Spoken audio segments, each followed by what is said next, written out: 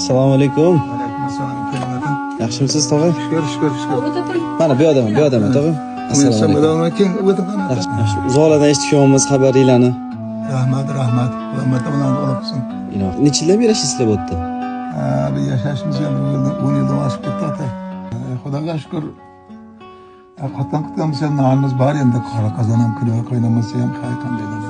Mumkinmi bugun obedga nima yeganinglarni ko'rsam? Mumkinmi?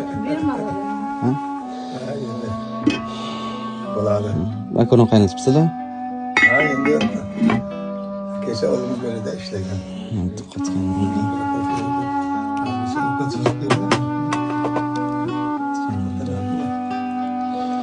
yaxshi, xudoga shukr. Xolajon, endi ayoq ishidan so'rash yaxshiroq. Uyingiz qanaqa bo'lishini xohlagan bo'lardingiz? Bizda qanday bo'lsa ham tinch bo'lsak bo'ldi. Bog'am ko'zi ochilib, menga hech nima kerak emas. Unasan so'ramalar. Çünkü juda qiynalib ketyapman-da. Öyle ağlarım ki kendime, sen benden gitsin gideli. Öyle ağlarım ki kendime. Ilohim, albatta ajrini olasiz. Opajon, inshaalloh albatta ajrini olasiz. Tog'amiz to'g'ri aytdilar. Hammamizdan qoladigan dunyo bu.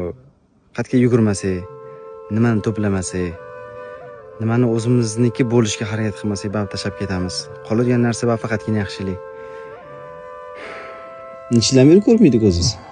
Bir 4 yillardan oshdi, 5 yillar bo'ldi yo'q. Oho. Harakat qildik. Hech ilojimiz kechmay qoldi. Oxiri charchadik. Endi bu yoq. Xudodan endi qadi. Tanlov o'zingizda. Hamma narsani ko'rsatdim. Albatta iltimos qilaman bu oilaga yordam berishingizni. Dorilar chekada tursin, oziq-ovqatlariga ham sharoitlar yo'q ekan. Balkim tirikchiliklari uchun ozgina mol qo'ylarni qilibmi yoki nimadirlar qilib bersak, balkim shu narsa foyda bo'lar, doimiy bo'lish uchun. Eng kamida ular uchun qulay sharoit. Albatta yordamni kutib qolaman. Inshaalloh ko'nglingiz yumshab bitta yordam qiling.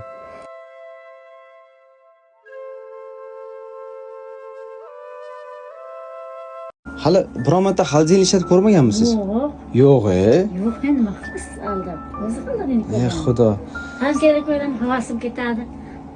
Ovqat tugayapman degan, bankga tugayapman. Xudo. Men hozir o'zim qoyil qoldim.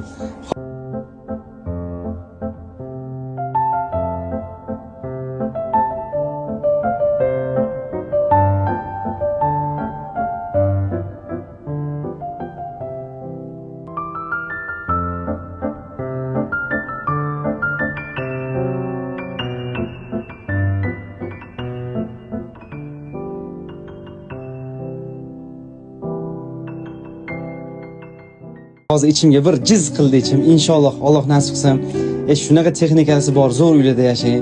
Konditsioner bunaqa qilsangiz, konditsioner bunaqa qilsangiz, pilisos bunaqa qilsangiz, muzdek issiq uylarda o'tiring. Inshaalloh nasib qilsa. Mana Jamshidbek bilan. Voy Xudo, ichim g'alatib ketdi to'g'risi. Senchi ko'rganmiz? Asli so'rayapman. Bitirayapman. Yo'q, bo'ldi. Mashina qildingiz, endi ishlayveradi bu. O'zmisiz umuman mana shu uyda bir kun yashab ko'rishingizni tasavvur qiling. Internetsiz, telefonsiz, konditsioner va boshqa yana qulayliklasiz. Mana bu devor o'pirilib tushgani uchun doska qo'yib qo'yishgan ekan. Ishlari bo'yicha 5 yildan beri opamiz shu yerda yashaydilar. Opamizning tirikchiliklari kunlik topadigan pullarida 60 ming, 70 mingga kunlik ishga chiqishadi. Xo'p, Jamshidbek borku farzandlari katta bo'lsa o'zi amallab oladi deyishimiz mumkin, lekin kichkintoyimizni bechara bitta ko'z ko'rmaydi.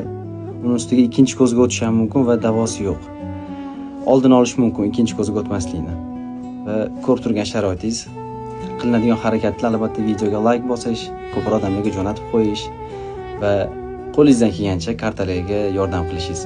To'g'ri, har doim aytaman bu narsani. Balansingizga kirsangiz, klikingizda balkim pul kamroqdir. Shart emas unaqa 300 ming, 400 ming, 1-2 millionlab. Har kim o'zining sharoitidan kelib chiqib. Sizdan kutib qolaman.